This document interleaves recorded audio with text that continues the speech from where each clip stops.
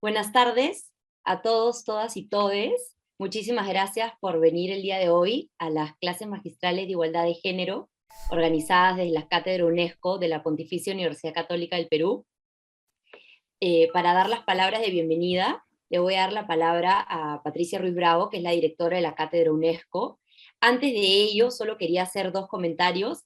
El primero es que la conferencia va a durar 1 hora y luego vamos a tener alrededor de 50 minutos de preguntas, y que la conferencia va a ser en inglés, pero en la parte de abajo de su Zoom, donde dice Interpretation, que hay como un mundito, ahí le pueden hacer clic y poner en español una vez que la profesora empiece a hablar en inglés. Y bueno, lo tercero es que las preguntas van a ir por el chat y las pueden ir escribiendo a lo largo de la conferencia. Entonces ahora le doy la palabra a Patricia Ruiz Bravo, que es la directora de la Cátedra UNESCO de Igualdad de Género de la PUC.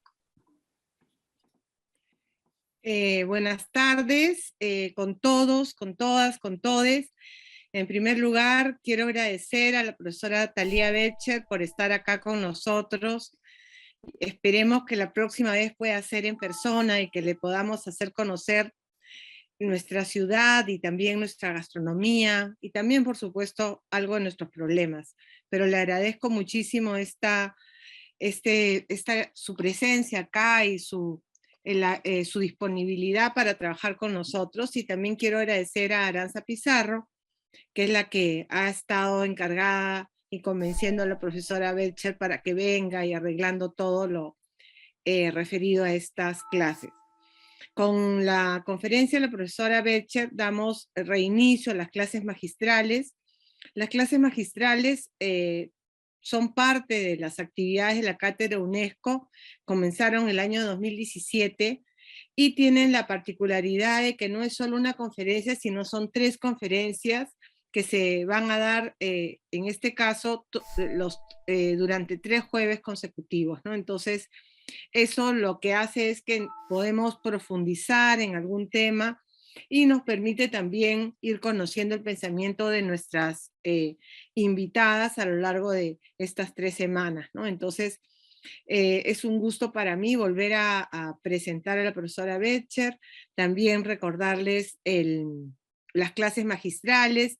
En el día de hoy, la conferencia se llama On Trans Identities and Misgendering y trata principalmente va a empezar trabajando la profesora introduciendo el proyecto de filosofía trans. A continuación dedicará un tiempo a familiarizarnos con la T del marco político LGBT, lo cual incluye un debate sobre la terminología trans y su historia. Luego pasará a debatir las diversas formas de transfobia y violencia transfóbica, centrándonos en lo que se conoce como misgendering o la atribución del género equivocado. Finalmente concluirá considerando un tipo particular de misgendering que llama imposición de la realidad, que se caracteriza por la representación de las personas trans como engañadoras o simuladoras y por su ubicuidad e importancia en muchas de nuestras vidas.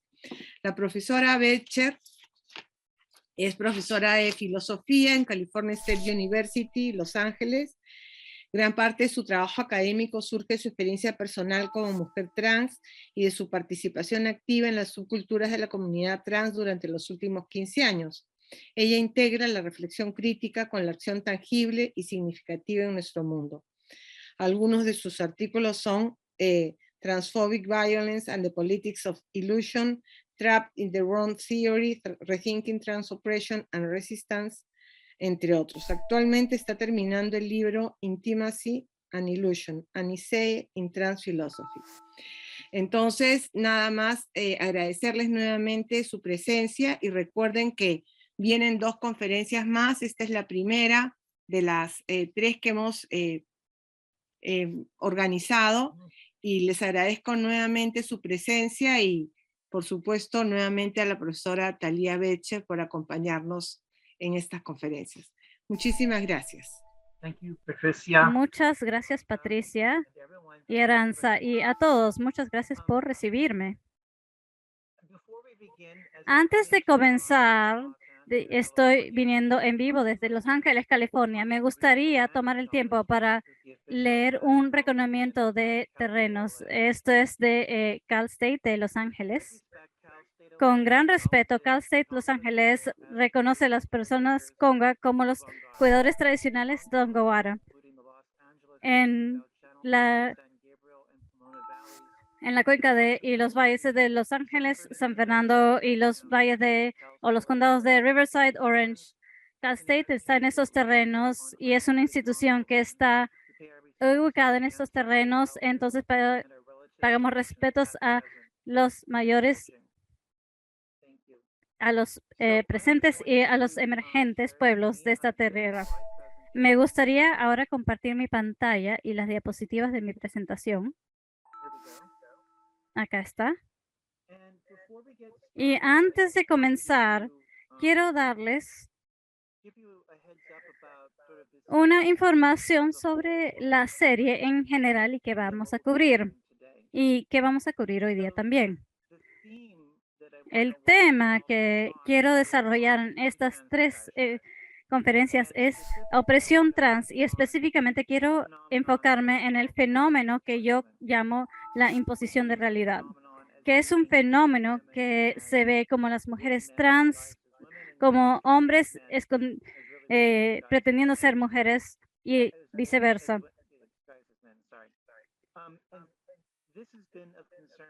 Esto ha sido algo preocupante para mí por mucho tiempo, este fenómeno, y yo creo que es importante para muchas personas trans y no binarias. Entonces, he estado pensando mucho sobre este fenómeno.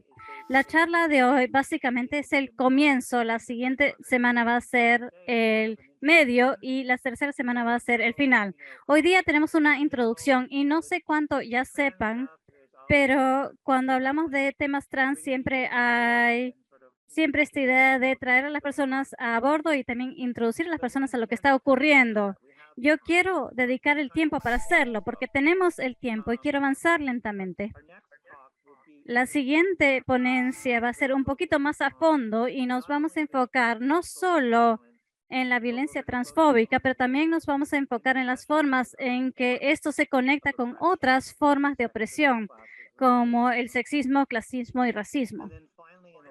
Y finalmente, en la última charla, quiero hablar de las consecuencias y las discusiones que tenemos para la teoría trans y las políticas más generalmente. Hoy día la primera cosa que quiero hacer es hablar con ustedes sobre yo, quién soy y cuál es mi abordaje de la filosofía y también la filosofía trans y hablar un poco de qué es. Luego quiero dedicar un poco de tiempo para hablar sobre estos problemas difíciles, truculentos, digamos, de transterminologías. Vamos a dedicar un poco de tiempo hablando sobre la transfobia y la opresión trans y la violencia transfóbica en general. Y luego quiero terminar introduciéndoles un poquito el fenómeno de la imposición de realidad. Entonces, solo recientemente en el mundo que yo conozco, por lo menos, que la expresión filosofía trans se ha vuelto algo conocido. Me gustaría decir que creo que no existía antes del 2016, por lo menos no como esta expresión. Por mucho tiempo, yo diría desde los 2000, desde que yo empecé a enseñar en Cal State en Los Ángeles, he estado filosofando sobre temas que atañen a las personas trans. Y para mí, siempre ha sido muy aterrizado en mis experiencias con el mundo. Y siempre ha sido basado o aterrizado en mis experiencias en el activismo y las subculturas de Los Ángeles. Eso es desde el 2000 hasta ahora, más o menos. Y yo creo que esto es importante para mí porque originalmente yo no iba a estudiar filosofía trans. Yo hice mi tesis en filosofía moderna. Yo hablaba del ser y me interesaba la filosofía de David Hume y George Berkeley. pero eventos de la vida real que me ocurrieron a mí y que le ocurrieron a las personas que yo conocía, que me han llevado a cambiar mi dirección y a pensar que si soy filósofa, soy una chica inteligente y quiero pensar sobre las cosas que son importantes para mí. Quiero pensar sobre lo que está ocurriendo, las cosas que están ocurriendo en las comunidades que conozco. Y para mí es una parte muy importante de el filosofar y de la filosofía trans. Y una de las cosas que quiero decir con esto, y quiero ser clara con esto, y es un tema que voy a mencionar de varias formas, es cuando yo hablo de filosofar, quiero decir que esto es explícitamente local. Yo conozco mis experiencias en las áreas que yo conozco en Los Ángeles. Yo no quiero presumir que estas puedan traducirse a otras partes del mundo. No quiero generalizar. Yo creo que algunas cosas que yo veo son interesantes y se pueden aplicar en otras partes, pero lo que ocurre localmente en otros mundos para personas trans puede ser muy diferente. Entonces, quiero ser cautelosa y eso es algo muy importante cuando hablamos de la filosofía trans. Recientemente escribí este artículo de qué es la filosofía trans y se me ocurre que hay una forma muy sencilla de definirlo, o por lo menos lo que significa para mí. Para mí, la filosofía trans es una forma de filosofar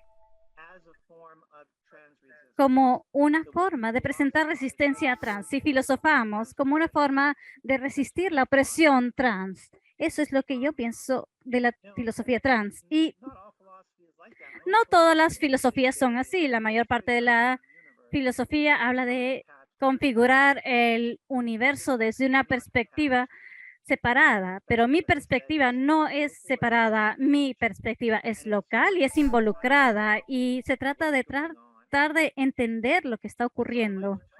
Entonces me gusta hablar de lo que yo llamo una filosofía aterrizada en vez de pristina. La filosofía aterrizada es esta filosofía en el momento, en las comunidades, mientras que se está haciendo activismo, pensando sobre las cosas, haciendo preguntas. Muchas veces yo creo que la filosofía tiene esta reputación de introducir la perplejidad.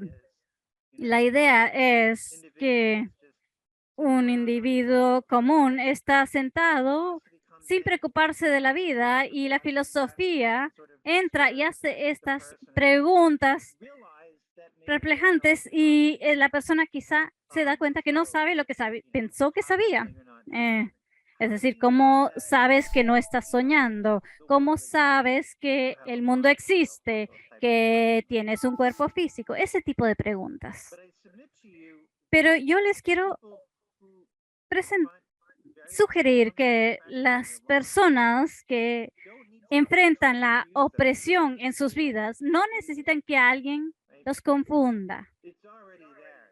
Ya está ahí, ya se preguntan. Todos me dicen que la vida es normal y que esto tiene sentido, pero para mí no tiene sentido.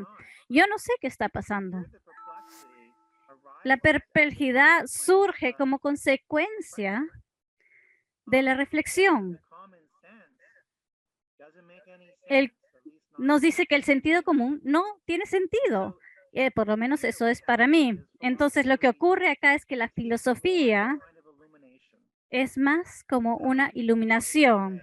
¿Cómo es que podemos encontrar el camino? ¿Cómo podemos hacer sentido, crear sentido de estas experiencias confusas? Eso es lo que la filosofía trans es para mí. Otra parte importante para mí, y yo creo que la filosofía tradicional no hace esto mucho, y es prestar atención al trabajo de la teoría. Es decir, ¿qué está haciendo la teoría? ¿Qué está logrando? ¿Está marginalizando a la gente? Bueno, a ver, les doy un ejemplo.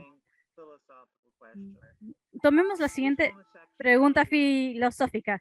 ¿La homosexualidad es moral o no? Es una pregunta ética. Esta la presentamos como una pregunta y la podemos investigar filosóficamente, pero ya ha habido trabajo político. Él ha hecho el trabajo de sugerir que es una pregunta abierta si la homosexualidad es moral o no, ¿correcto? Pero no está haciendo la pregunta similar que es de relaciones heterosexuales. Como feminista, quizá nos preguntamos de algunas formas de relaciones heterosexuales, pero no hace esas preguntas. Entonces ya está configurando las cosas para ya tener una posición defensiva para defender las relaciones del mismo sexo. Entonces, prestamos atención a eso, nos importa esto y también le prestamos atención al trabajo que nosotros estamos haciendo como filósofos. Una de las partes clave para mí cuando yo hablo de filosofía trans es que comienzo con el supuesto que las identidades trans son válidas y lo hago porque yo no sé cómo filosofar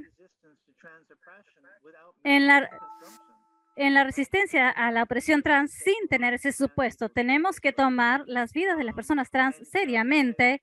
Entonces, si no tenemos este supuesto, esta filosofía no va a ser iluminadora para personas trans. Ahora voy a tomar un poquito de agua.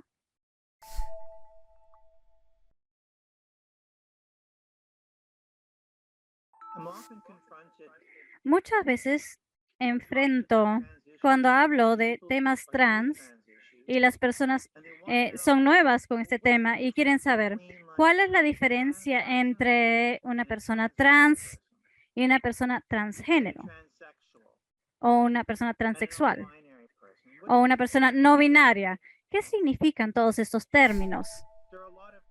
Y hay muchos términos y puede ser algo confuso. Y acá está el problema. Si yo les digo a ustedes, esto es exactamente lo que significa transgénero o lo que significa transexual, sería siendo arrogante, estaría presumiendo que yo soy dueño de las palabras. La realidad es que el uso de palabras, las terminologías son locales. Están conectadas a las prácticas locales. Esa es una cosa. Segunda cosa, cambian con el tiempo. La terminología siempre está cambiando, siempre vemos nuevas terminologías o hay terminologías antiguas que están cambiando su significado. Y más allá de eso, y esto es clave, en cualquier momento no hay un significado único para un término específico. Las personas están peleando sobre qué significa una palabra. Estamos en desacuerdo a veces y hay intereses políticos a veces que se involucran en esto. Entonces, les voy a dar algunos ejemplos de esto. Ejemplos que yo conozco en mi contexto de Estados Unidos, anglo, y luego voy a hablar sobre cómo podemos abordar la tecnología. Cuando yo en los 90s, cuando yo transicioné, un término común era transexual y eso había sido popularizado por el doctor Harry Benjamin y la famosa transición de Christine Jorgensen, y transexual se reservaba para aquellos individuos que querían transicionar y esto involucraba el cambio del cuerpo hormonal y quirúrgico y esto se comparaba con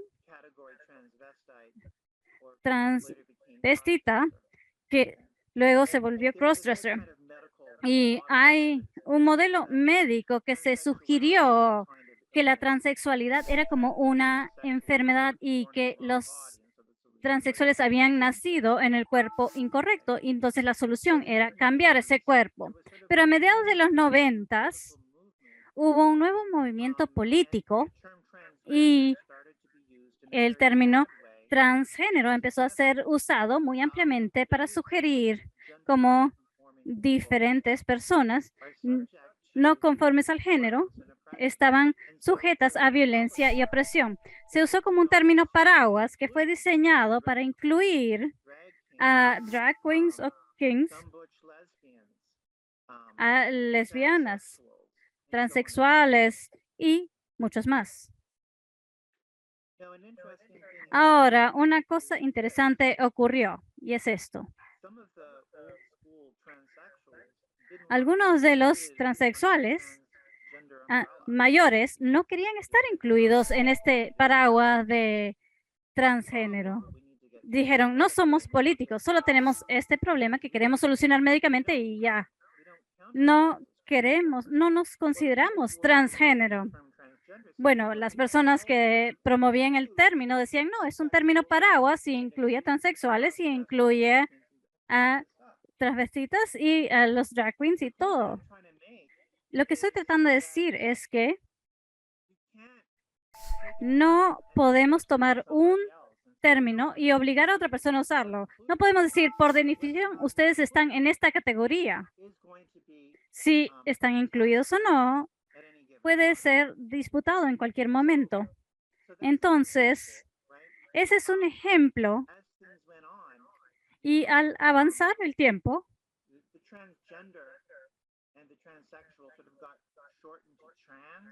transexual y transgénero se acortó a trans. Y hoy en día, bueno, donde yo estoy, hablamos de transhombre o transmujer. Transmujer es alguien que fue asignado como hombre en nacimiento y transicionó. Y el caso opuesto, una persona que nació y fue asignada como mujer y transicionó. Hay otros términos como no binario. Son individuos que no se identifican como hombre o mujer, que se ven como que no son parte del género o quizá entre uno y otro o quizá fluidos, pasando de uno a otro. Acá está el punto. Yo creo que en vez de decir esto es lo que significa una palabra, la forma de proceder es describir dónde se usa la palabra, la ubicación, describir las diferentes formas en que se usan esas palabras y cómo son disputadas políticamente cuando son usadas. Entender los intereses políticos, porque se disputa la terminología, es decir, yo soy transexual, no transgénero, pero alguien dice, no, tú eres transgénero, no transexual. Hay la validez de identidad. Cuando pensamos en la validez de identidad, tenemos que entender los intereses políticos y, más importantemente, cuando hablamos de esas terminologías o estos términos, cada individuo va a encontrar un significado en un término que ellos sienten que reconocen. Y no sabemos qué es lo que un término puede significar para la persona, a menos que la persona comparta. Quizá significa algo decir, a mí no me gusta transgénero, a mí no me gusta transexual. Para mí, la categoría mujer es la más importante. Y así.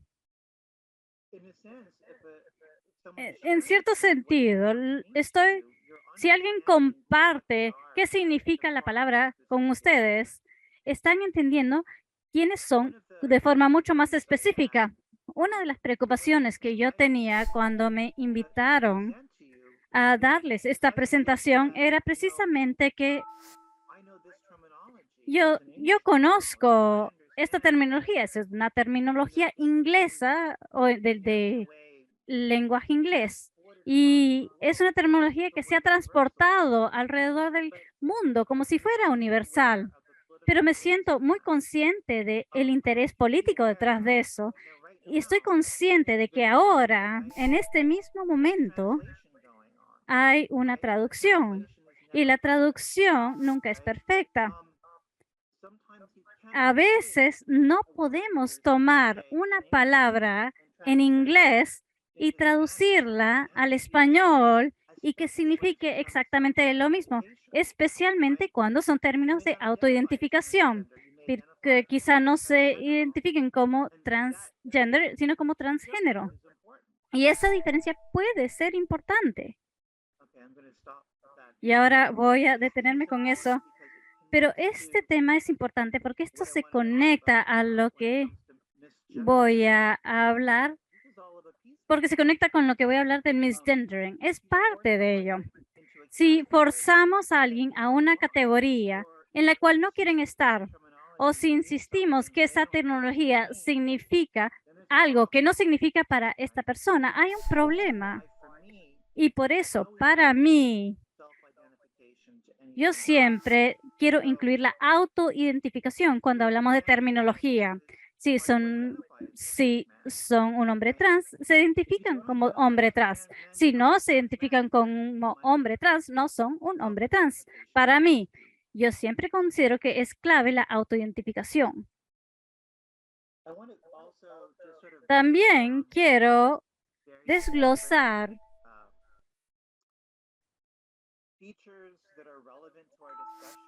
las diferentes características que son importantes para nuestra discusión. Y quiero crear ciertas distinciones. Esta distinción famosa que viene con las políticas transgénero, que es distinguir identidad de género y orientación sexual, orientación afectiva, en el sentido de a quién les atrae el género o el sexo de la persona.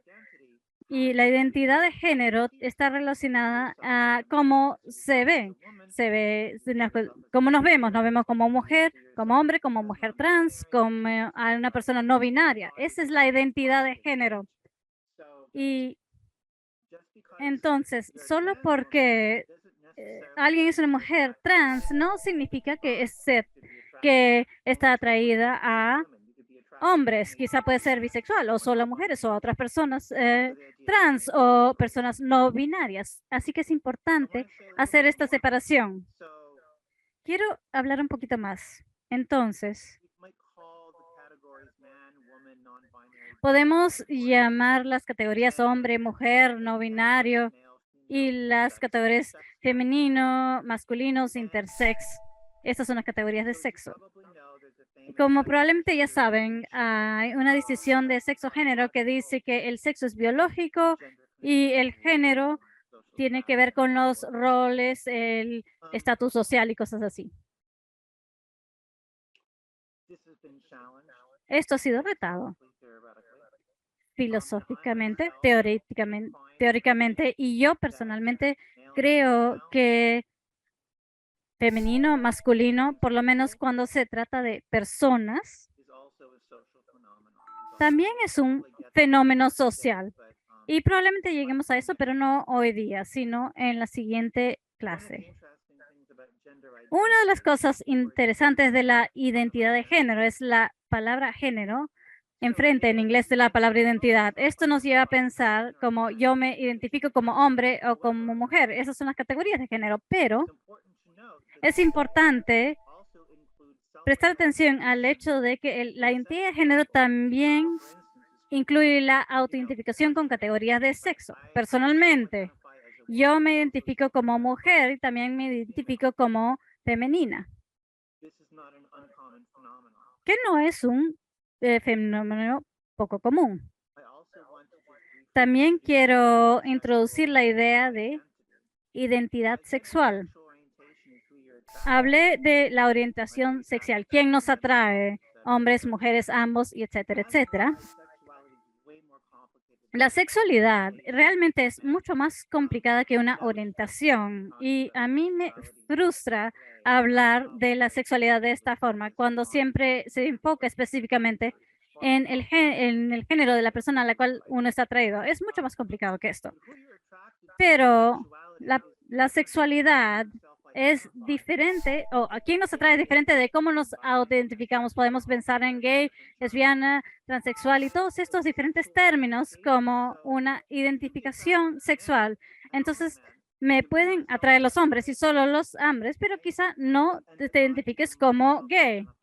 Pero el hecho de que uno se tiene que identificar como gay sería sospechoso para mí. Yo tendría que saber un poco más de lo que está ocurriendo. Entonces, creo que existe esta idea de identidad sexual o cómo nos vemos personalmente. Y quiero decir que hay un traslape entre la identidad sexual y la identidad de género.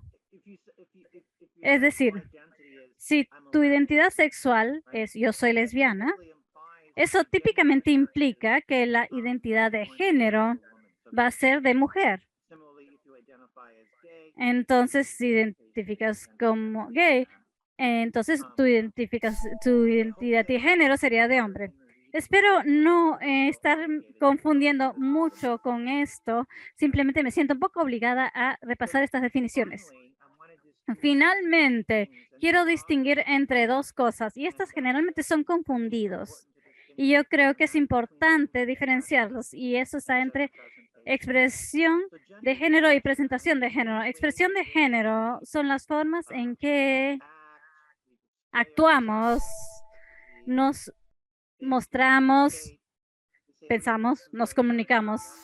Podemos decir, esta persona es muy femenina, esta persona es muy masculina. Entonces, podemos describir un comportamiento como masculino o femenino. A eso me refiero con expresión de género. Obviamente, podemos tener la identidad de género de hombre y tener una expresión de género femenina. Es posible. O uno puede ser una mujer, considerarse mujer y tener una expresión de género que es masculina. Estas cosas también ocurren. Pero también quería distinguir, y esto es algo un poco difícil y quizá lo más importante para los propósitos de estas charlas, es yo he dedicado mucho tiempo pensando sobre la presentación de género y cuando digo presentación de género, no solo hablo de apariencia, podemos hablar de la apariencia como nos vestimos, cómo nos movemos, y puede ser masculino o femenino, pero cuando hablo de presentación de género, es las cosas que nos categorizan de alguna forma. Cuando hablo de presentación de género, por ejemplo, si te presentas, apareces de una forma y alguien dice, ok, esa es una mujer. Y porque está sujeto entonces a las normas de feminidad. Entonces, no es, oh, esta persona tiene una forma masculina de presentarse o femenina de presentarse. Es, no, esta persona se presenta de una forma que yo asumo que esta persona es una mujer, hombre, persona trans, persona no binaria, etcétera.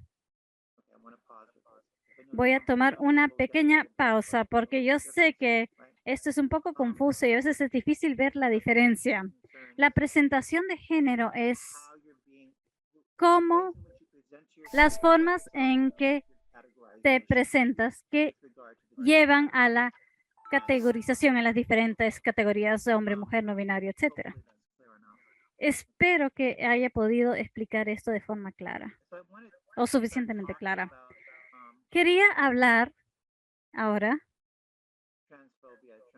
sobre la transfobia, la violencia transfóbica y la opresión trans. No soy una persona de estadísticas, soy una filósofa y los estadistas recolectan datos, pero sí busqué, y siempre lo hago antes de una presentación, las estadísticas más recientes. Y sé que en el año 2021, 375, por lo menos, personas trans fueron asesinadas alrededor del mundo. Sé que en Estados Unidos más de 57 personas fueron asesinadas. También sé que en Estados Unidos la mayoría no solo eran mujeres de color, sino mujeres afrodescendientes. Y la segunda etnia sería mujeres latinx. También habían hombres trans y personas trans que eran de otros colores que también fueron víctimas de violencia. También entiendo que en Latinoamérica, que es un área bastante amplia, que incluye 80% de la violencia contra las personas trans. Así que, según lo que entiendo, es malo y por lo que entiendo, el 2021 fue uno de los peores o el peor año grabado hasta la fecha. Entonces, mucho del trabajo que hago se trata de entender esta violencia, las formas de violencia. Y para mí, esto está muy conectado con, bueno, mucha violencia contra las personas trans. Es lo que llamamos el misgendering. Misgendering es cuando no tratas a la persona trans según la identidad que ellos usan para identificarse. Si una persona se identifica como mujer o mujer trans y alguien dice, oh, ese es un hombre, esa es una forma de aplicar misgendering. Si usas los calificativos incorrectos o si usas el nombre antiguo o el nombre muerto, le decimos, todas estas cosas son misgendering.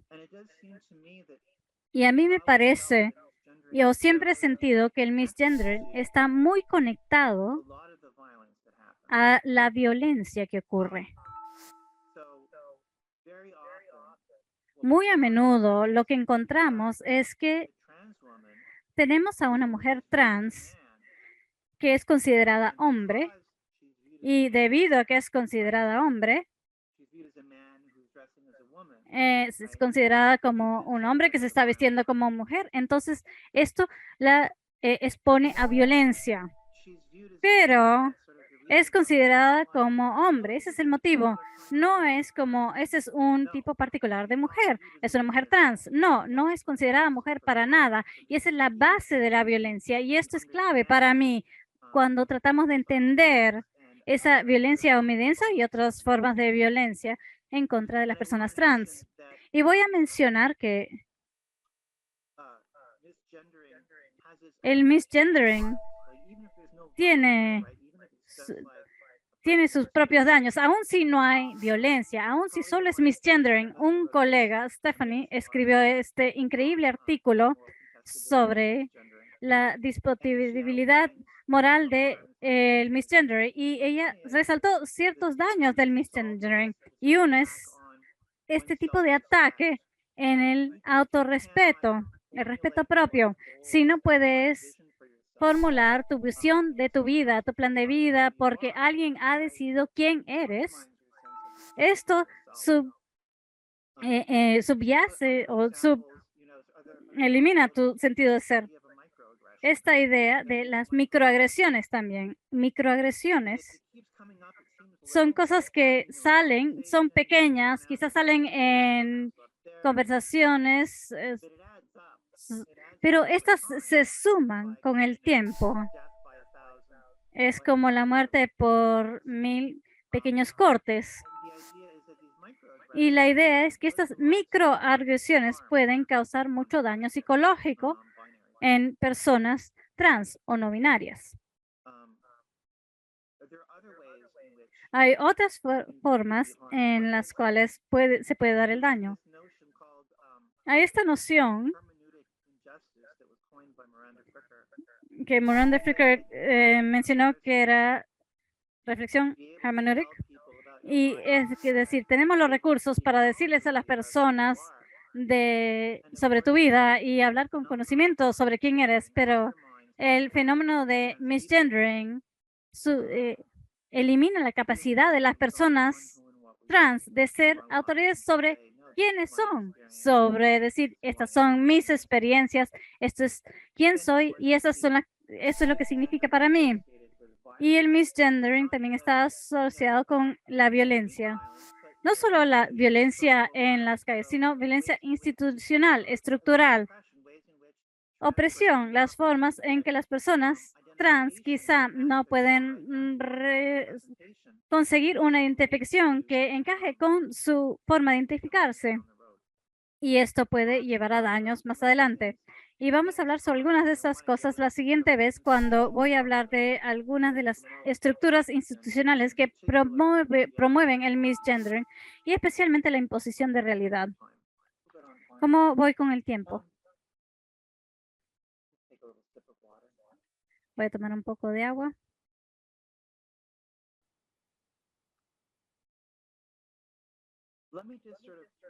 Y quiero muy rápidamente decir que esta pregunta interesante sobre la relación entre la ética y la ontología. Y quiero explicarles lo que quiero decir con esto. Esto resalta los diferentes daños que ocurren a través del misgendering de personas no binarias o trans, aun si no hay violencia o abuso más allá del misgendering. Sí hay daño. Yo he escuchado a algunas personas trans decir, bueno, miren, yo voy a decir lo que es una persona. Es más importante para mí decir la verdad o declarar los hechos que evitar hacerle daño a una persona. Debido a que los hechos son que esta persona es un hombre, entonces voy a llamarlo su nombre, aunque vaya en contra de su identidad de género. Esto aún así causa daño. Entonces existe esta pregunta entre la relación entre la ética y la ontología. Y yo creo que la posibilidad, la opción que acabo de resaltar, es una que no tiene mucho sentido.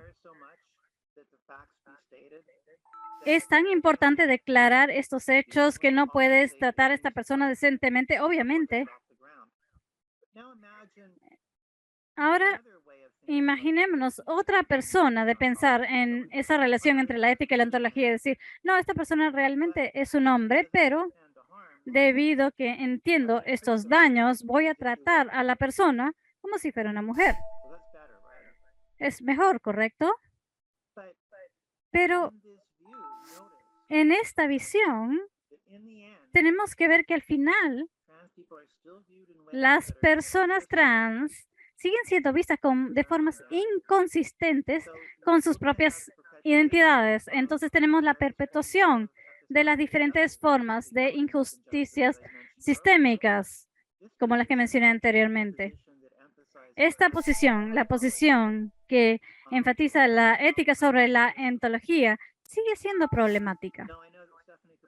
Ahora, yo sé que Stephanie Caprisco dice que tenemos que tener ética sobre ontología, es decir, si estás analizando qué es lo que significa una palabra o si estás tratando de explicar lo que es un hombre o una mujer, si esto lleva al misgendering, entonces eso se debe rechazar. Es interesante, pero mi propia opinión es que yo soy una ontóloga social y yo creo que existen múltiples ontologías o múltiples mundos sociales. Y voy al trabajo de María Laguanes y yo creo que hay muchos mundos en los cuales viven las personas trans. En muchos de estos mundos sufrimos misgendering y hay mundos subculturales o comunidades en las cuales no sufrimos el misgendering. Lo que es un hombre y lo que es una mujer está sujeto a ser disputado. Y esto nos lleva de vuelta a la terminología. Yo dije que tenemos estos términos: transgénero, transexual, todas estas cosas, pero la pregunta se convierte. Estas cosas pueden ser disputadas. Entonces, lo que yo sugiero, en mi opinión, los términos como hombre y mujer pueden ser disputados y cambian con el tiempo y pueden ser actualizados y también tienen intereses políticos. En todo caso, voy a dejar ese tema ahí. Ahora, yo empecé a hacer filosofía trans, empecé a pensar sobre estas cosas cuando ocurrió un caso muy específico, un ejemplo muy específico. En el 2002, una chica trans fue asesinada en California, en Newark, y fue asesinada cuando unos hombres con los cuales ella tuvo relaciones sexuales se enteraron de que ella era trans, o bueno, se enteraron de que, como ellos dijeron, realmente era un hombre. Después de que fue asesinada, los periódicos continuaron representando a esta persona como hombre, y la defensa en los dos juicios representaron a Gwen como una persona que no era realmente una chica o una mujer, sino era un hombre o chico que estaba tratando de engañar a las personas, que de hecho era una persona que estaba tratando de pretender que era algo que no era. Y en las comunidades organizamos una vigilia, dimos charlas, invitamos a los medios, y una de las cosas graciosas fue que cuando vinieron los medios a escucharnos,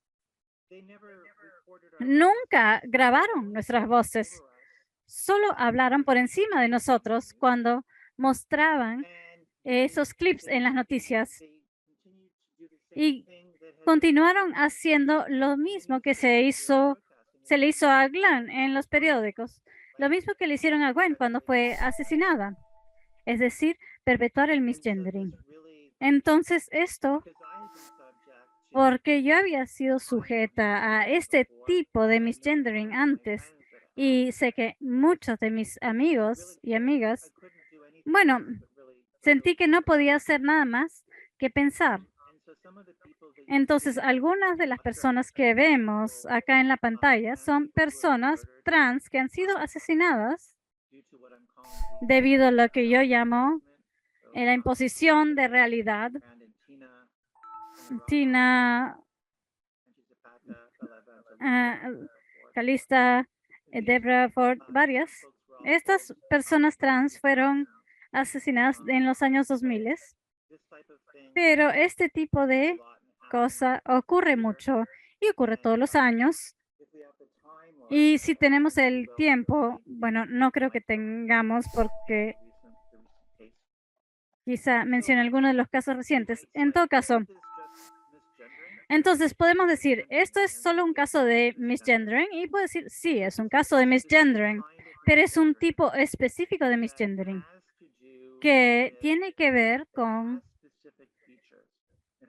tiene características específicas, y estas características son importantes. Y el primer aspecto es lo que llamo el contraste de realidad a apariencia. Tenemos esta representación que dice, esta era una persona pretendiendo ser una mujer, pero era un hombre en realidad.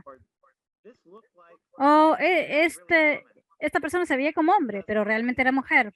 Esa es una forma que tenemos, esa fórmula de apariencia-realidad. Y hay otra forma de hacerlo. Tenemos mucho de lo que se llama, los hombres descubrieron que era trans o descubrieron que anatómicamente era hombre. Ese tipo de cosas que está entrando en ese contraste de apariencia-realidad. Ok. Una de las cosas que esto significa es que las personas trans tienen que enfrentar un problema doble. Y una de las grandes filósofas feministas, están en este punto donde no importa lo que hagan va a ser un problema. Y en este caso, la idea es que las personas trans que tienen la opción, bueno, si podemos llamarla una opción, es decir, no decir que son trans, pero si no dicen que son trans y luego alguien se entera, pueden estar sujetas a este contraste de apariencia, realidad. Oh, ese es un hombre que está disfrazado de mujer, o es una mujer que está disfrazado de hombre. Entonces somos vistos como impostores, como personas que están pretendiendo ser algo que no son. Y muchas veces esto es lo que vemos, y esto fue en el caso de Janelle Pickett, Angie Zapato, Buenas Brajo y todos los demás casos. Lo que ocurre es que hay este momento de shock, este descubrimiento, cuando la persona trans es asesinada, y luego tenemos la defensa trans del pánico, donde la defensa trata de defender al acusado diciendo, ok, no sabían que era un hombre, Y les entró ira cuando se enteraron, porque se enteraron y no se podían controlar y acabaron atacando a esta persona. Si esto suena familiar a el echarle la culpa a la víctima en los casos de violación, no es un accidente, yo creo. Pensemos en los discursos similares. Oh, ella estaba vestida de esta forma y me excité tanto que no me pude controlar. Como si la apariencia fuera suficiente para que ese hombre ya no sea capaz de comportarse responsablemente. En este caso, lo que tenemos es la alegación de decepción. Si no hubiera engañado, si hubiera dicho de frente que era trans, entonces no hubiera habido un problema. Pero el otro lado de eso es, si una persona dice que es trans, entonces también esta persona está sujeta al contraste de apariencia-realidad. Ahora son vistos como impostores. Ah, ya sé, no es de verdad una mujer, es un hombre que está vestido como una mujer. Ese es un hombre pretendiendo ser una mujer. Y eso lo que significa es que si eres una persona trans, para quien la imposición de realidad nos influencia la vida. Ya sé que estás fuera del closet y alguien te ve como impostor, o no, y estás en una exposición donde pueden considerarte un impostor.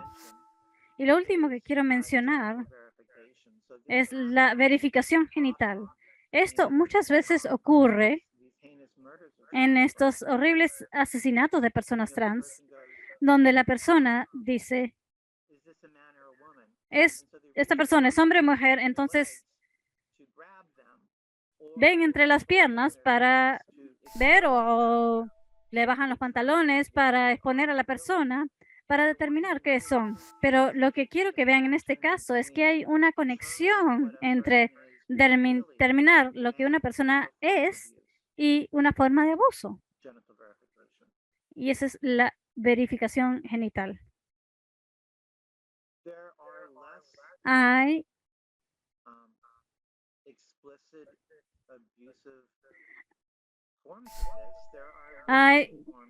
presentaciones menos explícitas que ocurren. En vez de quizá una verificación genital, una exposición genital, puede haber un tipo de eufemismo. Cuando pensamos en expresiones como se descubrió que esta persona era anatómicamente mujer o hombre. Esa palabra anatómicamente era hombre,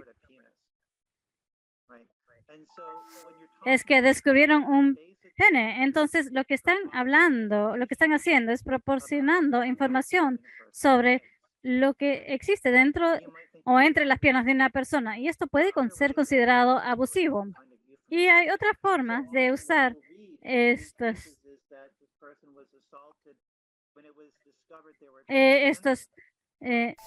desnombramientos.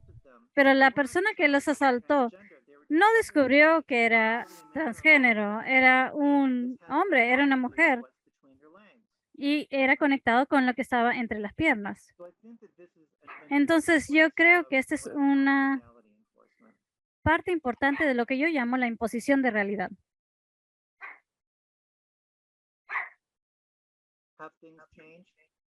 Han cambiado las cosas. No hace mucho tiempo yo estaba dando una charla y estaba hablando sobre estos temas y alguien me dijo, escribiste este artículo hace mucho tiempo, entonces las cosas han cambiado. ¿Qué opinas que es la forma más prevalente de fobia ahora? Y yo sigo creyendo que es la imposición de realidad. Estuve buscando estadísticas hoy día y en el 2021 hubo una serie de mujeres trans que fueron asesinadas debido a la imposición de realidad en el 2020, 2019, 2018, 2017. Es algo que está ocurriendo. Y una de las cosas que ha cambiado es que en algunos lugares, en algunas naciones, en algunos estados de algunas naciones han comenzado lo que se llama las leyes que prohíben culpar a la víctima cuando una persona trans es asesinada. Bajo estas circunstancias, las leyes previenen que se le eche la culpa a la víctima, es decir, esta persona estaba engañando a otra persona y esta otra persona se molestó tanto que tuvo que asesinarla. Ok. En algunos lugares existen estas leyes, pero lo que continúa siendo igual es que las personas trans tienen que enfrentar la imposición de realidad todo el tiempo y las personas trans están sujetas a diferentes formas de abusos debido a esta imposición de realidad que ocurre todo el tiempo. No sé si es algo nuevo, pero un colega mío escribió un libro fantástico y dice que a veces las personas trans no son vistas como impostores o imitadores, sino como personas exóticas. Y tenemos esta persona progresiva que quiere ser amigo de una persona trans. Esta es mi amiga o amigo de la persona trans. Yo soy chévere, yo soy persona progresiva porque yo estoy con las personas trans. Y te vuelves como un objeto exótico. Pero para mí, este es un caso de imposición de realidad. Es un caso de una persona trans que está siendo vista como un imitador o imitador. Cuando las personas trans son vistas como otras personas, como imitadores, a las personas dicen, ok, vamos a seguir la corriente, ok, voy a tratarte como mujer y vamos a seguir la corriente juntos. Y quizá parece que no están pretendiendo, puede parecer que realmente te consideran como hombre, mujer, no binario, pero no es la realidad.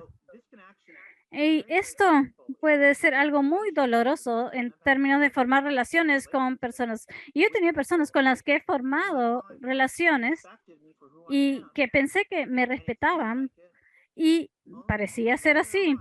Y mucho más adelante salió que, oh no, simplemente estaban siguiendo la corriente. Y esto puede ser un fenómeno bastante desanimador.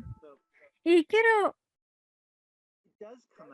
decir que hay formas en las cuales una persona se puede dar cuenta cuando alguien está siguiendo la corriente. Al final del día nos vamos a enterar. En general, cuando a las personas se les permite seguir las corrientes, siempre hay estas ideas de que no podemos llevar esto muy lejos, porque si llevamos esto muy lejos, malas cosas van a ocurrir. Por ejemplo, puedes pretender que eres un cirujano, puedes pretender ser cirujano, pero no puedes operar a las personas.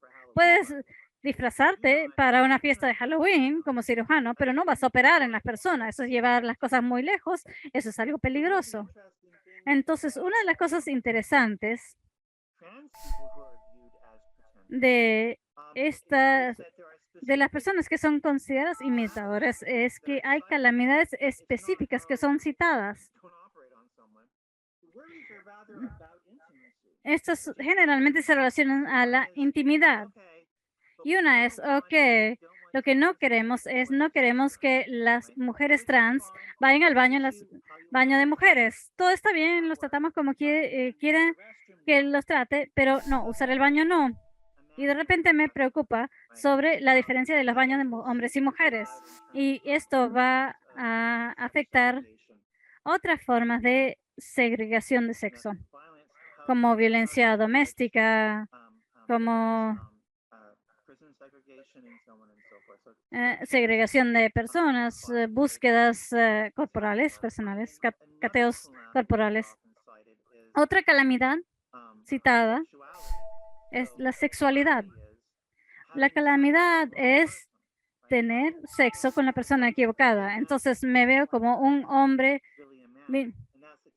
heterosexual, entonces no quiero tener sexo con otro hombre. Eso es una calamidad. Entonces te trato como mujer hasta cierto punto, pero No, cuando se trata de el ámbito sexual, eres un hombre. Entonces, para mí, esto claramente indica que estos momentos de aceptación no son momentos reales de aceptación. Estos supuestos momentos de aceptación, de hecho, son imitaciones, pretensa. Entonces, mi sugerencia es que para que esto no sea una pretensión, tiene que ser algo que se aplique generalmente. Tiene que ser general.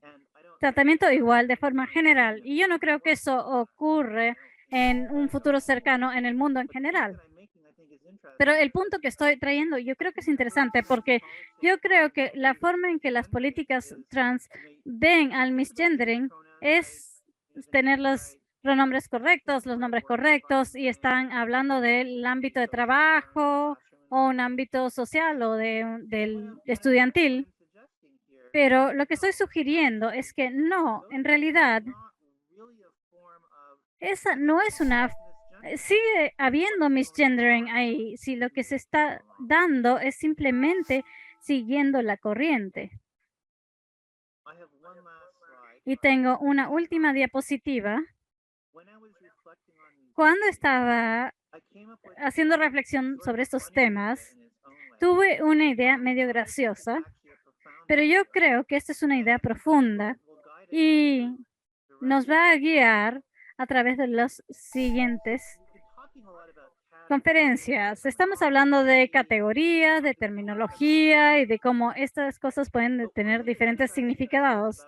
Pero una de las cosas interesantes en la imposición de realidad no solo es de un evento, sino la relación entre la presentación de género y el cuerpo sexual, los genitales o el estatus de los genitales. Entonces, no solo son palabras, son prácticas. Con una persona trans es acusada de decepción o de pretender, no son solo las palabras y las etiquetas, sino la presentación de género. Entonces, esta es básicamente la idea.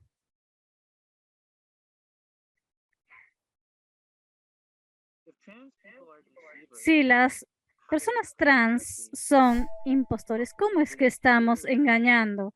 Se puede presumir que a través de nuestra presentación de género. Y si estamos engañando, ¿en qué estamos engañando? Yo diría que efectivamente el estatus de nuestros genitales. Pero si eso es cierto, si la falsedad es el estatus genital comunicado a través de la presentación de género, entonces seguiría que todos están comunicando verazmente en estatus genital, o sea, presentación. Eso quiere decir que el estatus de genitales es igual a la presentación de género. Eso es interesante porque a nadie le debe importar lo que está entre mis piernas. Si lo pensamos, aún con amigos cercanos, si estás sentado almorzando y diciendo, no les vas a preguntar, cuéntame sobre tus genitales. Es algo que no se hace, es inadecuado, es invasivo.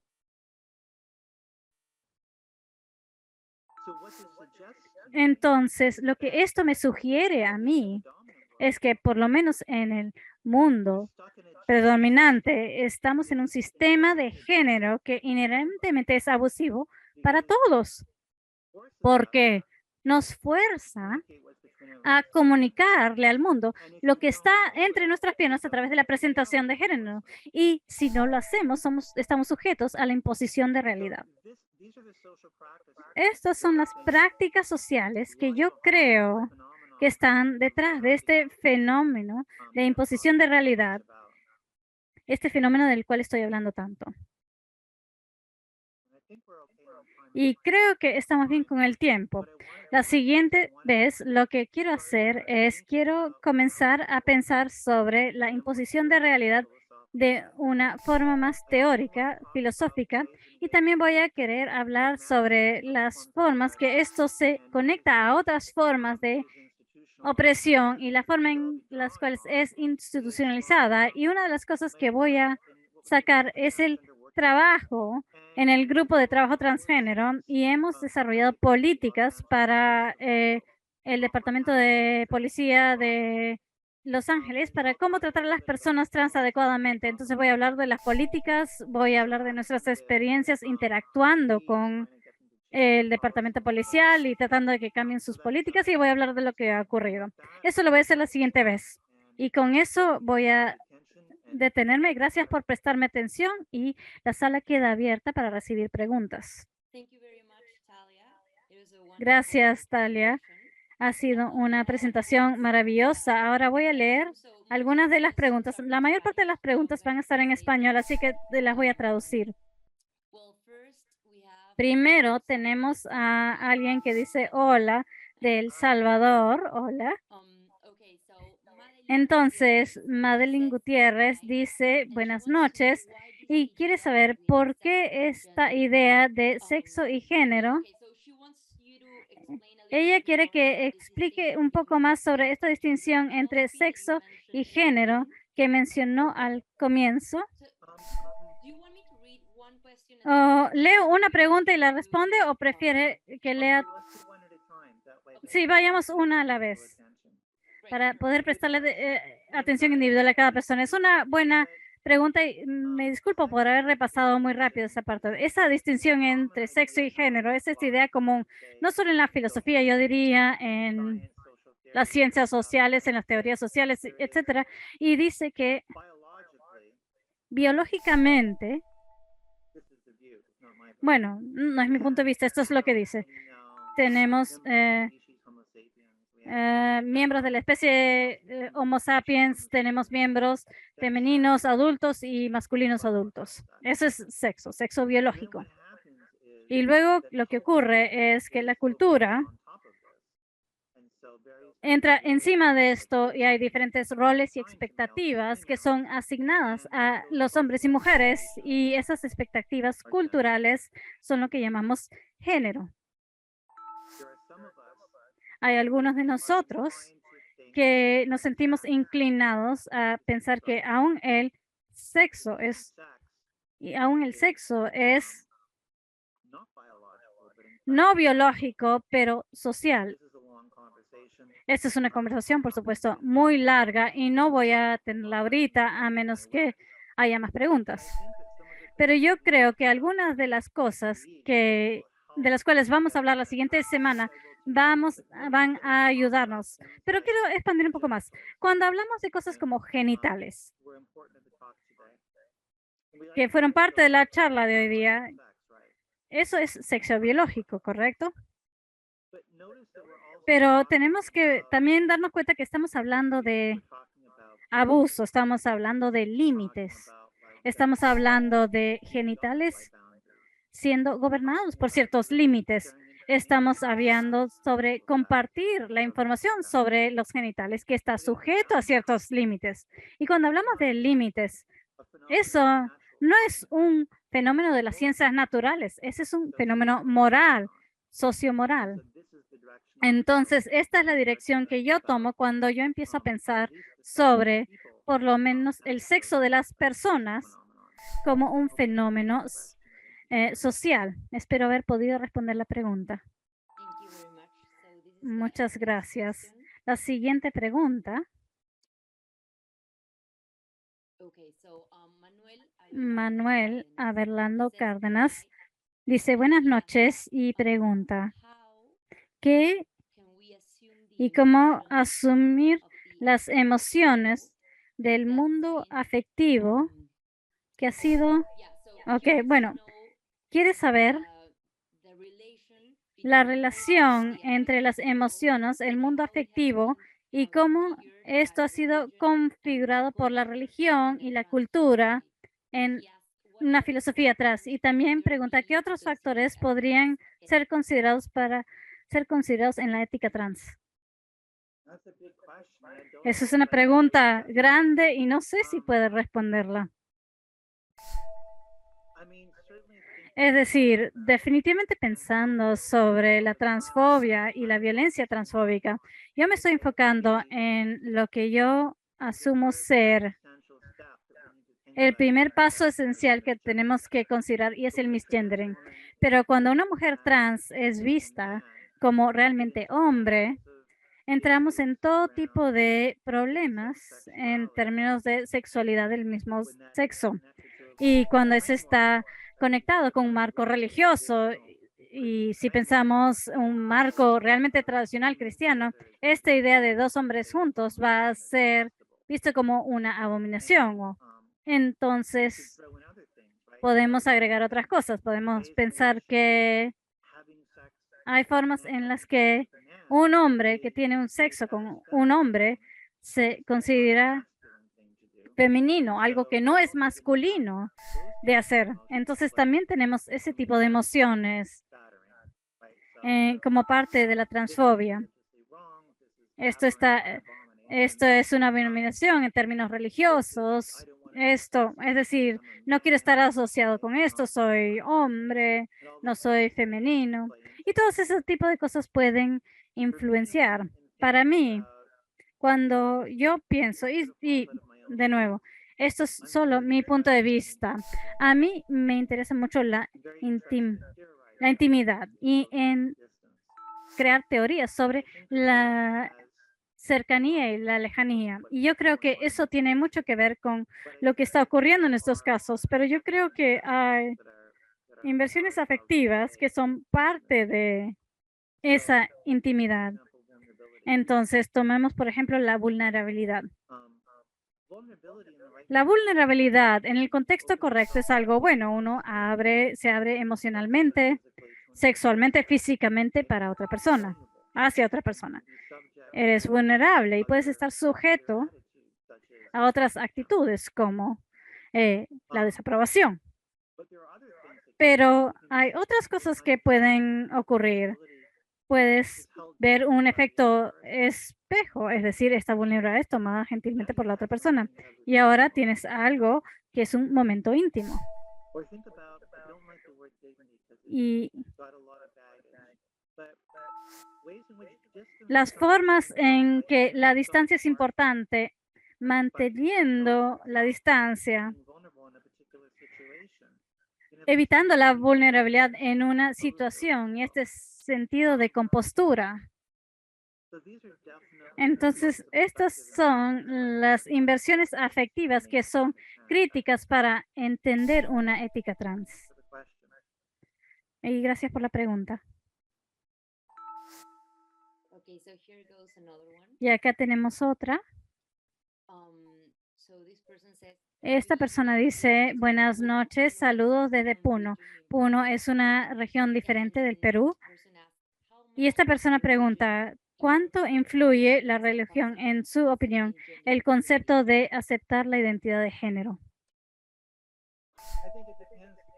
Creo que depende del contexto, depende de dónde está uno. Yo diría que tenemos que pensar, siempre dije que tenemos que pensar en las cosas de forma local. Entonces, yo creo que es gran parte, pero una de las cosas a las cuales quiero llegar hoy día es que yo creo que hay formas en las cuales, aun cuando las personas parecen aceptar, a veces realmente no están aceptando. Así puede parecer que, ok, sí, las personas trans están bien, pero resulta que más adelante no te ven como tú pensabas que te veían. Y tienen todos estos temas, y estos temas que no tienen que ver con religión, realmente tienen que ver con esas calamidades que mencioné, las calamidades como, oh, no quiero ser un hombre que tiene sexo con un hombre, o no podemos tener un hombre en el baño de una mujer. Estas no son preocupaciones de la religión, sino son preocupaciones que conciernen a la violencia sexual. Entonces, yo diría que puede tener un efecto significativo dependiendo de la ubicación, pero no creo que es el único factor. Creo que hay muchos factores importantes que se deben considerar. thank you. So here's another Gracias. question. This Otra one is from pregunta. Esta Patricia viene Córdoba, de Patricia and she says, Córdoba. "Good afternoon. Y ella dice, buenas Which tardes. Me gustaría or saber measures cuáles acciones o taken medidas to avoid pueden ser misgendering tomadas para evitar el misgendering, por ejemplo, en los colegios. Una de las cosas que queremos hacer es tener una forma,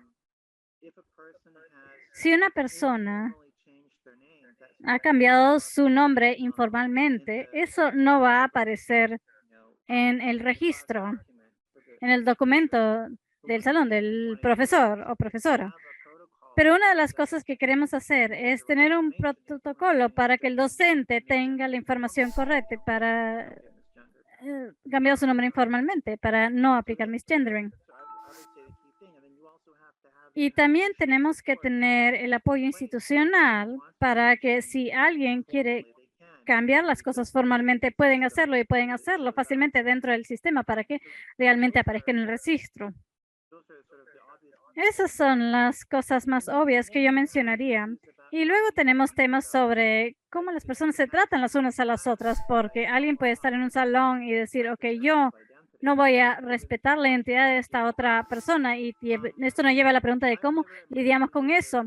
En mis 20 años de enseñanza, nunca he tenido ese problema, pero típicamente comienzo la clase hablando sobre cómo crear una comunidad donde todos somos parte de una comunidad, todos tenemos algo que construir, todos tenemos derechos y responsabilidades para con nosotros y los otros, y el respeto es fundamental. Entonces, yo hago mucho trabajo al comienzo de mis clases para incluir ese componente. El peligro más grande está en los profesores o docentes que han estado ahí por 1.000.000 de años y dicen, no voy a respetar la identidad de esta persona, y ese puede ser un problema. Con suerte, existe la protección de identidad de género dentro de las políticas de la universidad o de la institución para poder disciplinar a esa persona. Es decir, esa posibilidad institucional existe, pero también lo que queremos hacer en ese caso es tener entrenamiento, capacitación de la plana docente.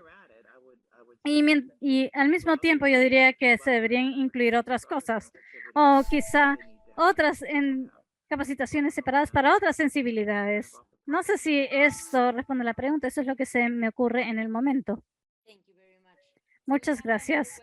Tenemos otra pregunta de Jackie Álvarez. Ella dice, muchas gracias por la presentación. Me encantó leer su trabajo. Una pregunta que tengo, no estoy segura si sea relevante, pero ¿qué significa esto para personas que no se identifican con ningún género para nada? ¿Tienes a alguien ahí? Es mi perro, me disculpo. No, me encantan los perros y yo tengo unos gatos acá que afortunadamente no están haciendo ruido. ¿Lo tengo que leer de nuevo? No, lo entendí. Y esa es la cosa. Y volvemos al primer tema. Este es sobre la autoidentificación. Digamos que no te posicionas en términos de género, no te ves dentro del género, dentro de un género. Yo creo que lo interesante de la imposición de realidad sigue aplicándose, y eso va a depender de la presentación de género. La imposición de realidad no discrimina, sino que una persona que no se identifica con ningún género es vista como una presentación ya sea de hombre o mujer, y esta presentación se considera inconsistente con su sexo anatómico.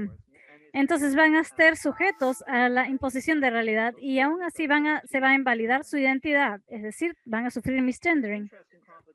Hay complicaciones interesantes. Si el individuo que se identifica como una persona sin género y se presenta de forma que las personas dicen o no saben si es un hombre o una mujer, bueno, pero no van a necesariamente estar sujetos a la imposición de realidad, sino algo similar. Es decir, todos van a preguntar, ¿qué eres? ¿Eres un hombre? ¿Eres una mujer? Y de nuevo, esto tiene que ver con la presentación de género, o lo que se asume ser la presentación de género. Y uno de los motivos por los cuales me enfoco tanto en la imposición de realidad es que es el lugar donde la identidad de las personas puede irse a morir. No tenemos que preocuparnos de imponer nuestras ideas sobre las identidades de otras personas. Si eres sujeto de este tipo de misgendering, va a aplicarse, va a aplicar sin importar cuál es la autoidentificación. Sé que es una muy buena pregunta. Espero haberle podido responder un poco. Gracias. Tenemos otra pregunta. Esta viene de Silvia Jaimes y ella dice, buenas noches. No me quedó claro la diferencia entre expresión de género y expresión de género. Así que sí, podría mencionar algo sobre eso. Bien, qué bueno que hayan hecho esa pregunta porque siempre confunde las personas y yo creo que no soy buena explicando la diferencia y en realidad sí es importante. Entonces voy a intentarlo una vez más. Vemos a esta persona, a una persona, y esta persona claramente parece un hombre. Entonces dices, ok, ese es un hombre. Pero actúa de formas femeninas. Hay algunos hombres que actúan de formas femeninas. Esto es obviamente cierto. Entonces, la forma en que se mueve es femenina o la forma en que habla es femenina. Entonces, en este caso, la expresión de género es femenina, pero la presentación de género es masculina, de un hombre. ¿Por qué? Porque basado en la forma en que se presentan, en la forma en que se ven, la conclusión que sacaron fue que era un hombre. La presentación de género, como yo lo entiendo, es la forma que nosotros nos presentamos a otros para que se nos categorice de una forma específica. A ver, para dar otro ejemplo.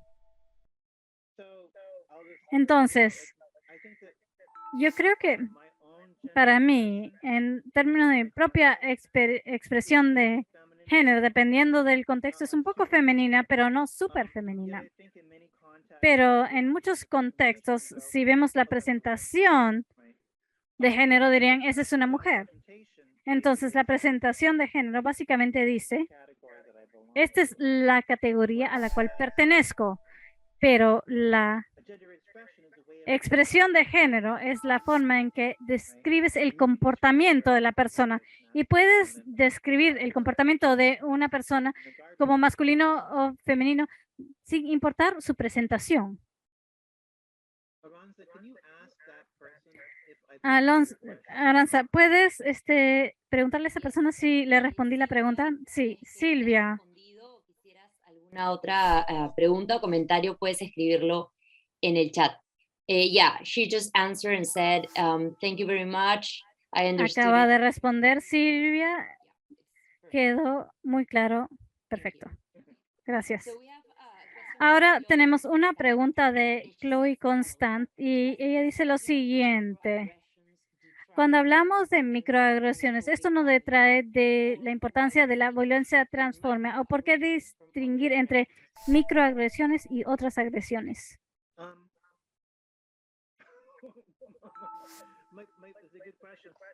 Es una buena pregunta. Mi primera respuesta es I won't do that. I mean, I think that you're yo right. creo que sí, tiene razón. Hay una forma en la que las microagresiones, este término microagresiones, minimiza el dolor que esto le puede causar a una persona. Pero yo creo que la idea es que aún si no causa mucho dolor cuando ocurre, con el tiempo se acumula. A ver, cuando tuve la transición al comienzo, si alguien sufría misgendering, yo me escondía por días, era devastador. Ahora, muchos años después, estoy acostumbrada, ya he sufrido y bueno, hay misgendering acá, allá y bueno, ya no pasa nada, pero esto se acumula, te afecta poquito a poquito y aun cuando es algo pequeño, el punto es que puede ser grande. Y yo creo que vale la pena distinguir los casos donde, bueno, les voy a contar algo. Yo salgo a caminar todas las mañanas y hay un caballero Bueno, hay muchas personas que están en el parque, son personas que no tienen hogares. Y este tipo le gusta llamarme Poppy.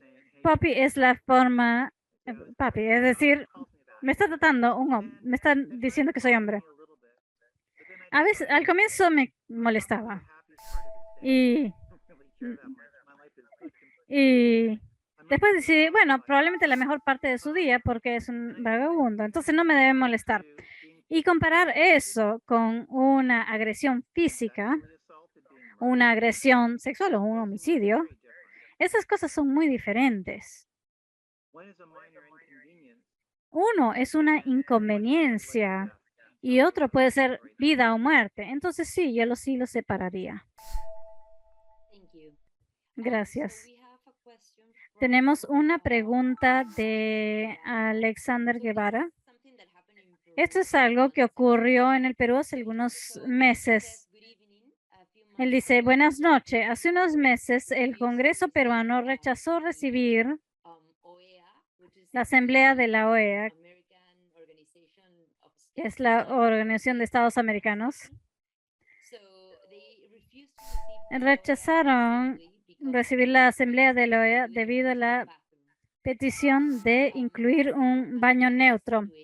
¿Cómo analiza esta situación tomando en cuenta la resistencia de los estados a abordar estos temas? Yo creo que Estados Unidos no hubiera reportado ese caso. No conozco el caso. ¿Me podrían dar un poco de detalles? Estoy tratando de entenderlo. A ver, sí, la Organización de Estados Americanos, que en español es OEA, iba a enviar un grupo de personas al Perú.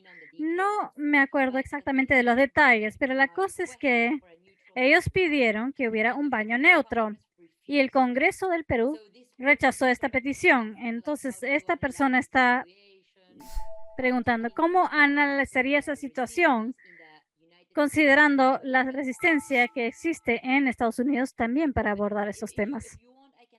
Pero sí, a ver, no entiendo la última parte. La idea es que Estados Unidos pedía esto y el gobierno del Perú dijo, no vamos a dar un baño neutro. No, entonces no vinieron. Ok. ¿Y el grupo que no vinieron están bajo el gobierno federal de los Estados Unidos? No. Lo que mencionan acá. Ok, disculpa.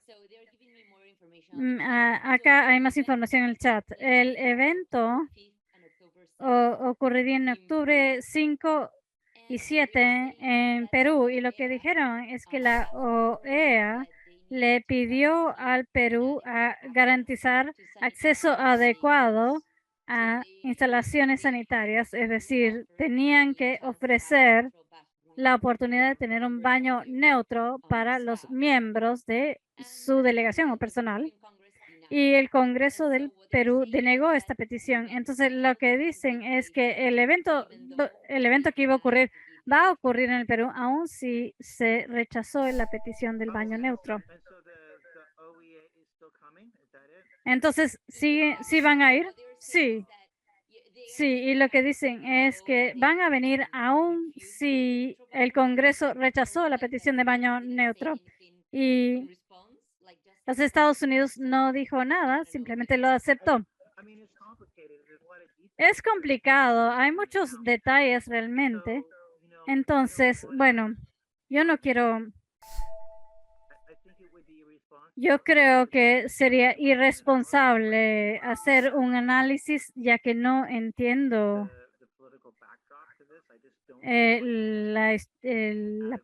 las políticas detrás de esto. Yo siento que no tengo conocimiento de los hechos. Bueno, obviamente no le importaba mucho a Estados Unidos, diría. Bueno, obviamente era un tema que quizá querían impulsar un poco, probablemente por la presidencia de Biden, pero cuando se trató de realmente aplicar, bueno, van a decir que otras cosas son más importantes que tener los baños adecuados para todos. Sí, sí, ok. La siguiente pregunta es de Sebastián Martelo Guillén y dice, cuando hablabas del hecho de que los términos son contextuales y depende del uso, el término travesti me vino a mente, usado más en Latinoamérica hasta la actualidad. Diría yo, me gustaría saber qué piensas sobre el término travesti en relación con el término trans. Bueno, iba a hablar de esto y usar esto como un ejemplo de lo que estaba tratando de decir, pero sentí que no es mi lugar hablar de esto. Es decir, no quiero hablar en representación. O sea, es decir, ya que hice la pregunta, voy a hablar de esto. Es decir, travesti y esta etiqueta y identidad travesti y su relación con ciertas prácticas específicas, la idea que es lo mismo que trans, que puede ser traducido como trans o transgénero, que eso puede caer bajo un término paraguas y decir, ok, tenemos personas trans, tenemos travestis, y todo eso cae bajo este paraguas de transgénero. Para mí, es una movida de poder, es algo colonizador, y yo diría que yo lo evitaría. Yo diría que ese es uno de los motivos por los cuales quería tener mucho cuidado cuando hablaba sobre el hecho de que yo hago mi filosofía localmente y si las personas le pueden sacar uso a lo que yo digo, muy bueno, pero no quiero universalizar. Y hay esta precaución en las políticas LGTBI y más que fuerza ciertos conceptos de cómo las cosas deben ser y son y trata de aplazar o juntar todos los fenómenos en uno. Y estoy en contra de eso. Yo no creo que necesitamos más políticas. Una de las cosas que iba a mencionar es que como filósofa y como persona, cualquier política que promueva, que dice que así vamos a hacer las cosas, bueno, yo la criticaría. No sé si he podido abordar la pregunta, pero espero que en algo haya podido ayudar. Ahora tenemos una pregunta de Gloria Montserrat Martínez. Ella dice, ¿podría explicar cómo conecta la filosofía de colonialidad de género de Lugones con la filosofía trans? Bueno, estamos hablando de eso cuando hablamos de la colonialidad de género, cuando hablamos del marco trans y su relación a, por ejemplo, travesti. Es decir, yo estaba pensando que iba a llegar a esto en la siguiente ocasión, pero voy a tratar de explicar un poquito ahorita. Yo creo que, bueno, no sé si todos acá conocen la filosofía de colonialidad de género de Lugones. Sí, tendría que explicar eso y eso es una conversación larga. Pero lo que puedo decir es que yo he pensado mucho sobre las nociones de Lugones de colonialidad de género y para aquellos que no saben, Lugones distingue entre lo que ellos llama el lado oscuro y el lado claro de género y género fue una imposición colonial en no europeos que tenían forma de vivir que no necesariamente incluían lo que los europeos llaman género. No solo fue una imposición general, sino que no fue impuesta de forma igual. Había este lado claro y este lado oscuro. Es decir, si no eras blanco, si no eras europeo, eras posicionado como no hombre, no mujer, sino casi como animal precivilizado. Y yo sé que lo he repasado muy rápidamente. Pero una de las preocupaciones de Lugones sobre las políticas trans y estudios trans es con cierto derecho, aunque hay cosas nuevas también, es que si es percibido de el lado claro del género y solo tiene teorías del lado claro de género. Entonces, por ejemplo, existe esta visión en políticas trans que las personas trans son oprimidos por lo binario, la división entre hombres y mujeres, siendo forzados a una u otra categoría, y ese es el problema. Yo no estoy necesariamente de acuerdo. Yo creo que hay forma de concebir opresión trans, pero podemos ver que esta posición no toma en consideración la posición de ligones, porque si estás del lado oscuro del género, ya no eras sujeto a lo binario, estabas fuera de ese binario, estabas entre, no eras hombre, no eras mujer. Entonces, puedes decir que políticas trans que se enfocan en lo binario como la fuente de opresión, solo se está enfocando a ese lado claro y dejando el lado oscuro del género y promoviendo una mentalidad colonial. Entonces, yo creo que alguna de las cosas que estoy haciendo en términos de la imposición de realidad pueden comunicarse seriamente con la colonialidad del género, pero no quiero hablar en detalles. Quizá podemos llegar a eso en la segunda o tercera conferencia. Gracias. Tenemos una pregunta de Patricia Pinto.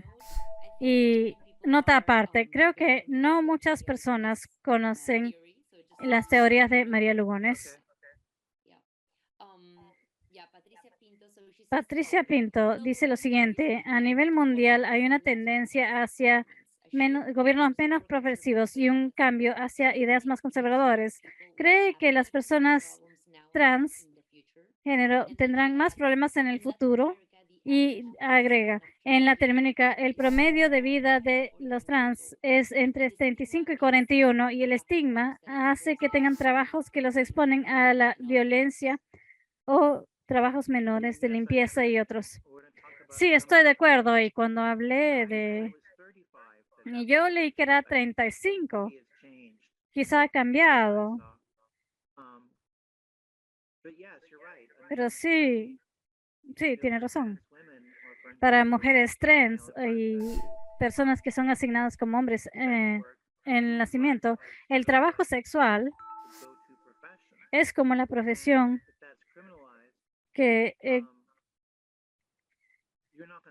se escoge, y si está criminalizada no hay protección y van a estar sujetos a todo tipo de violencia. Así que estoy completamente de acuerdo y quería analizar eso un poco más la próxima semana, porque vemos estas intersecciones de trabajo, clase, sexismo, transfobia y racismo. She just corrected herself on the chat and she just said that, yeah, you're right. Se corrigió en el chat y dijo que sí, 35. Ahora, eso lo separo de la primera pregunta, que es este movimiento hacia gobiernos más reactivos. Sí, obviamente. Eso es pésimo para personas trans. Y honestamente, me aterriza, me aterra, por ejemplo, a dónde está yendo los Estados Unidos. Y estoy contenta de ser canadiense y de tener un pasaporte canadiense. Aunque si los Estados Unidos realmente va en esta dirección, no sé si estaría seguro en Canadá. Disculpen por el pesimismo, pero soy pesimista. Thank you. So we have Gracias. Tenemos una pregunta de Susana Raes. Ella dice, muchas gracias por la excelente presentación, y se pregunta si va a hablar un poco más sobre la situación de hombres trans. Yo creo que algunos de los temas se relacionan a los hombres trans, pero tengo que ser honesta, mucho del trabajo tiene el sesgo de la dirección de mujeres trans. Y yo creo que el motivo para esto es que, bueno, son mujeres trans las que están siendo asesinadas. No que hombres trans no, pero la mayoría son las mujeres trans y ese es el sujeto mineral. Pero quiero ser clara, todo lo que he dicho hoy día es relevante para hombres trans. La imposición de realidad, la expresión de impostor, imitador, todas estas cosas no solo aplican a las mujeres trans. Yo creo que a veces se ven más en mujeres trans, pero el hombre trans, bueno, los efectos de la testosterona es que son muy masculinizadores, entonces no van a tener los mismos problemas al caminar por la calle. Quizá tengan los mismos problemas en otras formas, por ejemplo, en relaciones o relaciones sexuales. Esto va a salir y va a ser un problema, a menos que, por supuesto, haya habido cirugía, pero aún así, y si alguien conoce el pasado y quieren sacarlas del closet, van a enfrentar los mismos temas. Entonces, yo no creo que la imposición de realidad sea único para mujeres trans. Yo creo que es relevante para ambos, pero yo creo que por varios motivos, las mujeres trans son más vulnerables y más vulnerables a la violencia. Jackie Álvarez acaba de comentar y dice que creo que tenemos situaciones similares, especialmente si no se usan las hormonas. Y me disculpo si usé los pronombres incorrectos. Yo creo que para las siguientes presentaciones pueden incluir sus pronombres en sus títulos o antes de sus preguntas. Y entonces tenemos otra pregunta de Carla María Navarro. Ella está hablando de la diferencia entre presentación y expresión de género. Ella pregunta si la presentación es más como el aspecto físico y la expresión es conductual. Ok, gracias. Me encanta que me pregunten sobre ese tema. Como filósofos debemos hacer esto. La respuesta es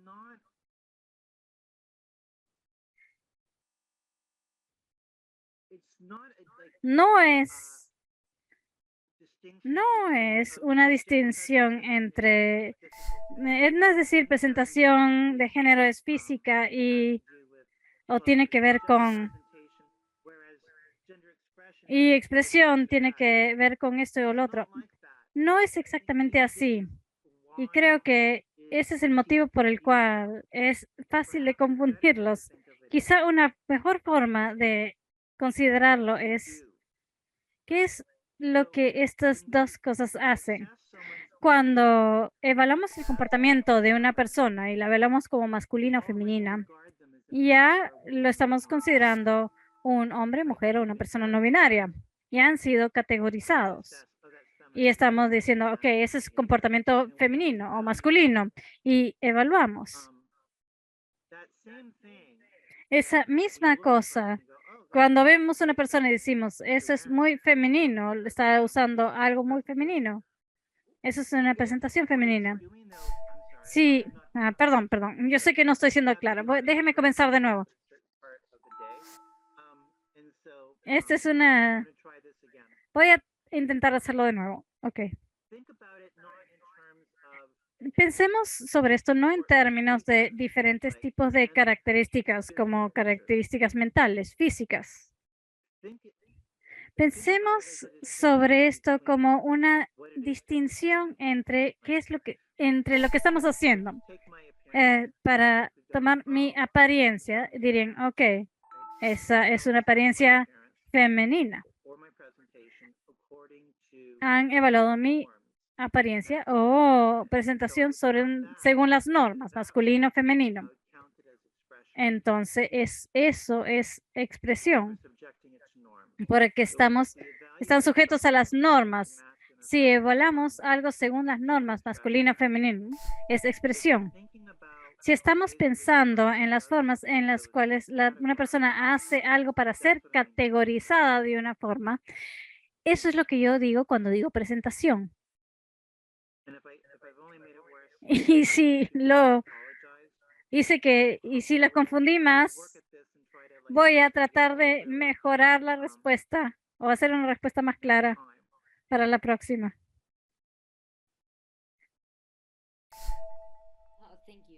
Gracias. Disculpen. Y si alguien quiere agregar algo en el chat, después de recibir su respuesta, lo pueden hacer y lo puedo leer. Yo iba a hacer una pregunta similar. Si podría expandir un poquito sobre la diferencia entre identidad sexual y orientación sexual, porque yo tengo la sensación de que la identidad sexual es como el término que usas para describir tu sexualidad o nuestra sexualidad, es decir, quería saber si podías expandir un poco en esos dos. Bueno, orientación sexual es la forma, es decir, ¿qué es lo que le atrae a una persona sexualmente? La descripción de lo que los excita. Lo que te excita es una cosa. La forma en que te ves, te consideras, es otra. Pensemos en una persona que está en el closet, un hombre que se siente atraído a otros hombres, es decir, tiene una orientación del mismo sexo y quizá no se identifica a sí mismo como gay. De hecho, quizás se identifica como un hombre heterosexual. Quizá está intentando ser heterosexual, se considera a sí mismo heterosexual, está viviendo su vida heterosexual y para él es un hecho y simplemente no se siente atraído a mujeres sino a hombres. Entonces, un lado de su cerebro está tratando de empujar eso de un lado porque tiene un conflicto con su identidad sexual. Cualquier idea de que, no, la aleja. Entonces, hay una desconexión entre cómo la persona se ve a sí misma y su experiencia sexual. Entonces, si ves la diferencia entre identidad sexual e identidad de género, la identidad sexual es cómo te ves a ti mismo en términos de orientación y identidad de género es cómo te ves a ti mismo en términos de cómo te identificas en una categoría. Correcto. Creo que a veces es un poco complicado cuando tenemos todos estos términos y también cuando tenemos traducción de promedio. Sí, me preocupaba esto y quizá pensé que no iba a ser esa parte. No, yo creo que está bueno porque muchas personas han tenido preguntas que es muy interesante. Es interesante tener una conversación sobre eso y yo creo que funcionó. Entonces, ahora iba a decir, bueno, si alguien más tiene preguntas, vi que alguien Perdón, vi que alguien alzó la mano. Acá tenemos una pregunta.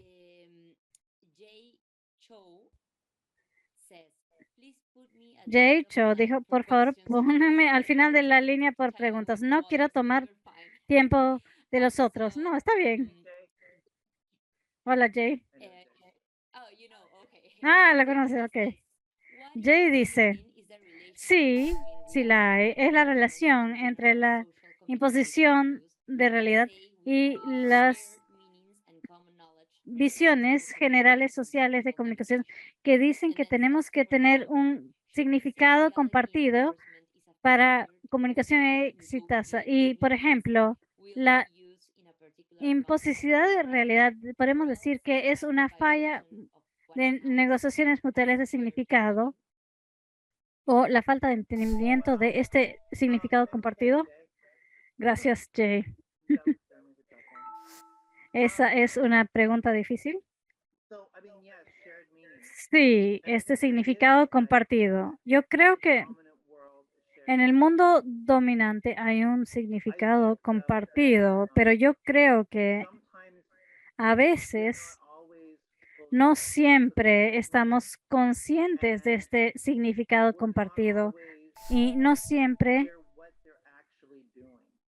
estamos claros sobre qué es lo que esto hace.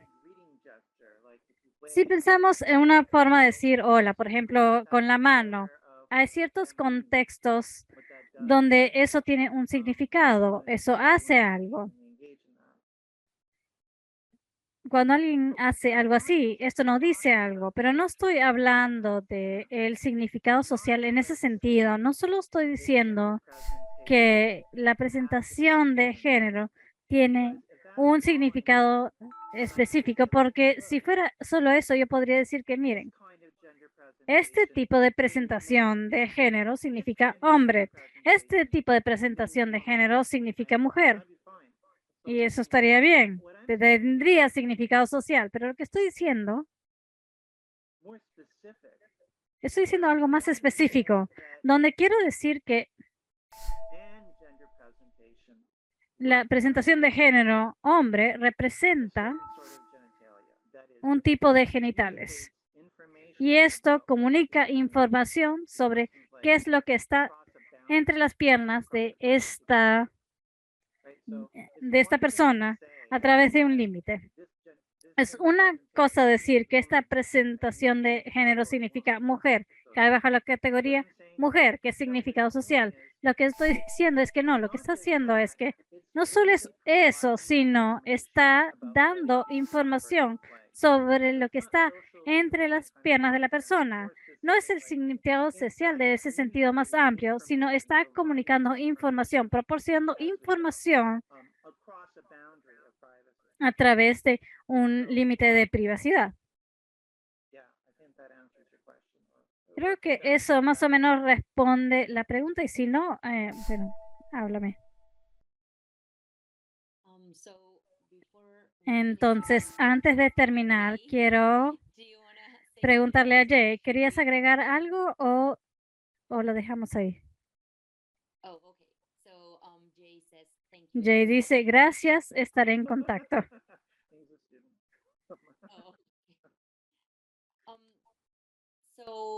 Entonces, yo creo que eso es todo para hoy. Sí, porque ya casi tenemos unos cuantos minutos hasta las 8. Y quería leer dos cosas. Abigail Maritu dice, gracias, querida. Y alguien dijo, hola de Chile. Sí, Antonio Hinojosa dijo, hola de Chile. Y creo que ya leí todos. Quería agradecerte de nuevo desde el fondo de mi corazón por estar acá con nosotros y por dar las clases maestras sobre equidad de género de UNESCO. Quería recordarles a todos que tenemos 2 ponencias más. La siguiente se llama Transfobia, Intimidad y Abuso y va a ser el jueves de la próxima semana, el 22 a las 6 p.m. hora peruana. Vamos a usar el mismo enlace de Zoom, así que guárdenlo. Y la tercera se llama Repensando las políticas trans y la teoría trans, que va a ser la semana después, también el jueves. Así que tenemos 2 jueves más a las 6 p.m. Entonces, gracias a todos. Por haber venido el día de hoy. Muchísimas gracias por sus preguntas, por su participación, por compartir este espacio. Y los esperamos para la próxima sesión. So thank you very much, everyone. And we will see you. Muchas gracias a todos y los vemos en siguiente jueves con la profesora Bratcher. Muchas gracias por estar acá con nosotros hoy día. There was a final thing from Hubo una última cosa de Sebastián. Sí, exactamente, lo acabo de ver. Dice, Profesor Betcher, una última pregunta. ¿Cuáles etnografías sobre trans y o travestis recomendaría? Ah, etnografías. I would have to think about it. I can't Voy a tener que pensarlo. Ahorita no se me ocurre nada. more in sort of, theories than I do Y yo trato más en teorías que en I etnografías. think some of the earlier Y yo creo que las cosas más tempranas en travestis son un poco problemáticas. Estoy pensando de cómo se llama. Bueno, disculpen, perdón. Volveré con esa información.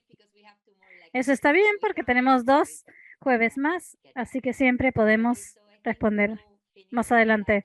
Y creo que con eso terminamos la transmisión en vivo. Sebastián dice gracias. Ok.